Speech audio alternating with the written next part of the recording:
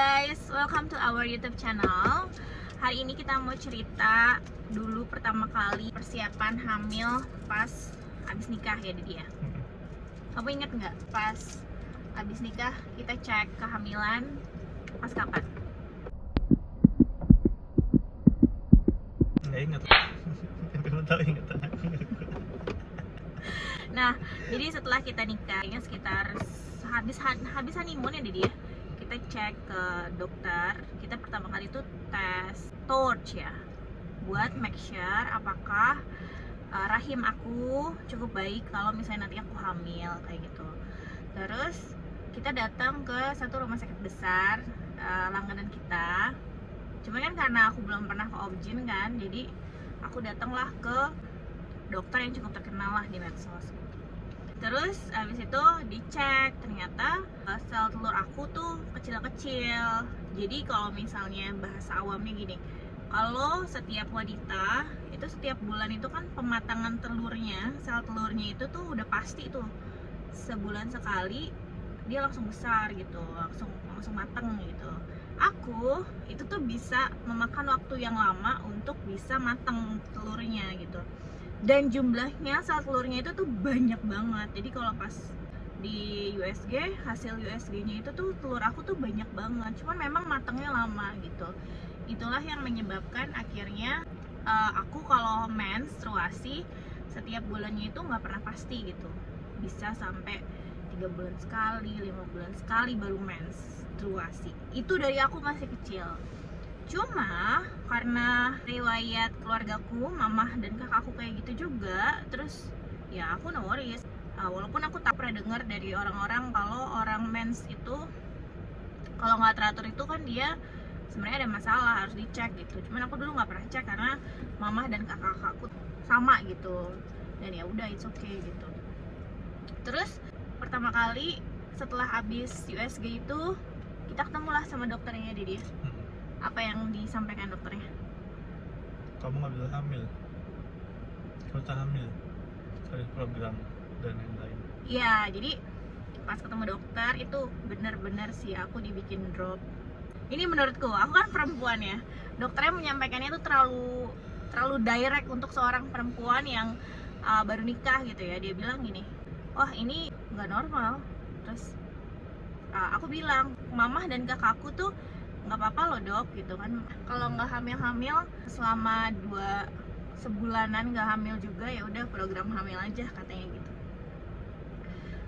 Itu perasaanku tuh udah hancur banget karena gimana ya, aku mikirin perasaannya dia karena kita baru nikah, terus dibilang aku nggak bisa hamil gitu kan. Terus itu aku sesakit hati itu. Aku masih punya keyakinan di hati aku bilang gini, aku nggak percaya, aku bilang gitu. Kok dokternya nyakitin banget ngomongnya, aku dibilang gak normal dan aku harus program hamil gitu kan. Terus nyatanya mamahku it's okay, mamahku hamil aja, anaknya 5 semua, sehat-sehat semua gitu kan. Akhirnya kan itu aku sambil tes torch kan dan ngecek rahim. Aku bilang nanti lab torchnya keluar, aku nggak mau ke dokter itu lagi, aku bilang gitu. Terus aku cari dokter lain, terus aku ketemu salah satu dokter senior ya. Aku minta dokter yang paling senior pokoknya di rumah sakit itu. Terus aku ketemu dokter itu, terus dia bilang ini, nggak apa-apa, tenang aja katanya gitu, dicoba aja dulu, hamilnya natural katanya dia gitu.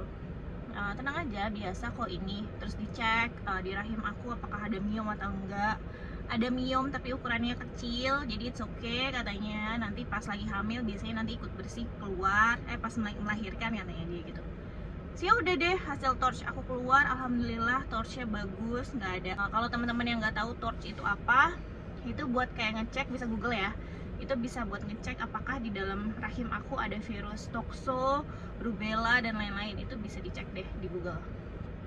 Gitu. Terus akhirnya kata dokter, dokter yang kedua ini dia bilang, it's okay, kamu nikmatin aja dulu, baru nikah kan katanya dia gitu. Yaudah, akhirnya aku sama suamiku karena kita nggak nunda dan kita nggak mau buru-buru, ya udah kita jalanin aja ya Ini juga bilangnya gini, yang dokter kedua, udah nikmatin dulu aja, setahun 2 tahun masih segini kok, masih dalam batas wajar gitu. Kita kalau udah sampai lebih dari setahun gitu misal ya, kok masih belum ada progres perkembangan. Nah itu mungkin bisa dites lagi gitu. Iya kayak gitu. Terus Bisa udah gitu kontrol lagi. bisa kontrol lagi. Udah deh, terus selang 3 bulan ya setelah kita nikah ya dia. Selang 3 bulan sebenarnya aku kan ngecek terus kan, karena teman-temanku pesen, Dir, pokoknya lo setiap ini berkala ya cek ya, takutnya lo hamil lo nggak tahu itu malah jadi bahaya nanti buat kandungannya gitu. Terus aku cek terus, aku kan nggak pengen buru-buru, tapi setiap aku lihat tes pack negatif gitu ya, what, kok negatif? Aku tuh masih kayak down mental aku dari dokter yang pertama, bener nggak sih, apa gue jangan-jangan bener-bener nggak bisa hamil gitu kan. Cuman ya udah, aku tetap pede aja. Terus karena menstruasi yang tidak teratur kan bikin juga aku nggak tahu kan kapan si matangnya telur ini gitu. Terus ya udah, kita pakai prinsip dulu ya. Ini agak dewasa sih kontennya ya. Berhubungannya itu ketika aku setelah mens, sekitar 3-5 hari setelah menstruasi, baru katanya gitu. Jadi seminggu setelah mens kita coba gitu. Jadi jangan terlalu sering dan juga jangan terlalu lama ya Dedi. Intinya kan kalau cowok, dari sisi cowok kan sebisa mungkin ya Kak, jangan tiap hari gitu untuk ngebikin sperm yang berkualitas. Paling minimal 3 hari gitu. Jadi 3 hari sekali itu udah memang harus berhubungan gitu. Iya, terus udah gitu karena di sisi aku juga si sel telur ini kan harus mateng nih, so aku nggak tahu dia kapan matengnya. Jadi ya itu setelah menstruasi 3-5 hari baru berhubungan. Terus udah, pokoknya buat temen-temen yang sama kayak aku PCO gitu ya, sel telur yang kecil-kecil matangnya lama, no worries, karena nggak semuanya susah. Memang maksudnya kita yang sama-sama PCO itu agak kesulitan untuk hamil, tapi ya nggak usah khawatir, karena banyak juga kok yang kayak aku gitu, mamahku, kakakku, aku, buktinya aku hamil Arfa itu alhamdulillah kita nggak pakai program gitu. Ya udah, kita ikhtiar aja, usahanya gimana yang tadi aku bilang. Aku setelah menstruasi 5 hari, kemudian jangan terlalu sering tapi jangan juga terlalu lama untuk mencoba gitu deh intinya. Terus setelah 3 bulan setelah nikah, tiba-tiba aku dikasih kepercayaan sama Allah, anak aku sehat, rahim aku bagus, terus juga kan dari tes torchnya udah nggak ada virus, so aku udah tinggal nikmatin deh cek kandungannya tiap bulan seperti itu.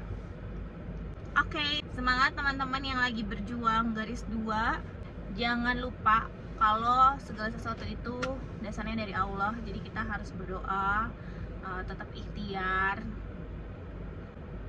Kamu dong Dedi, bye-bye. Lagi ya. Semangat, nggak semuanya susah, oke? Semangat semuanya. Sama satu lagi, sayang, kamu mungkin cerita juga kali soal proses lahiran kamu, karena kamu kan juga lumayan tenang tuh pas lahiran gitu ya, maksudnya masih santai. Itu mungkin kita bisa kasih sedikit tips gitu buat teman-teman di sana. Oke, berarti di next video ya. Tips gimana caranya aku bisa mengontrol perasaan kontraksi yang luar biasa itu. Next video. Bye bye. Bye bye.